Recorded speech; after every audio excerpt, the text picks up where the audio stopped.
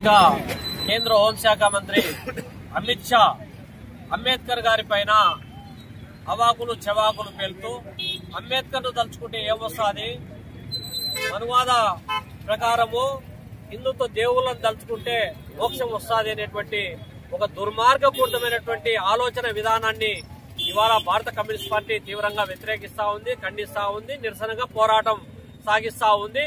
తక్షణం మోడీ, అమిత్ షా ఎవరైతే ఉన్నారో భారత జాతికి బహిరంగ క్షమాపణ చెప్పేంత వరకు భారత జాతి పోరాటం చేస్తుంది. దేశంలో ఉన్నటువంటి యావత్ ప్రజానీకం, ప్రజాస్వామికవాదులు కూడా బీజేపీ సంఘ్ వారి యొక్క రాజకీయ సమాధికి పునాదులు వేసేటువంటి రోజులు దగ్గర పడే విధంగా పోరాటానికి రూపకల్పన చేస్తాయని చెప్పి కూడా ఈ సందర్భంగా హెచ్చరిస్తా ఉన్నాం. ఏం చెప్పారు?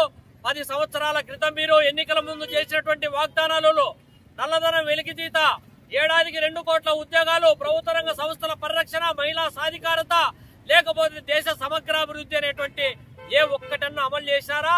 అమలు చేయకపోగా 10 సంవత్సరాల కాలంలో ఉన్నటువంటి ప్రభుత్వ రంగ సంస్థలన్నీ మీరు పెంచి పోషిస్తారు. ఇది ఏదో ఒక విధంగా మనం డైవర్ట్ చేయాలనే ఉద్దేశం మీదే అమిత్ షా మాట్లాడటం చాలా దుర్మార్గమైన విషయం. ఇది ఖచ్చితంగా కూడా దేశంలో ఉన్నటువంటి అన్ని రకాల రాజకీయ పార్టీలు, అన్ని రకాల ప్రజలు దీన్ని వ్యతిరేకిస్తున్నాయి.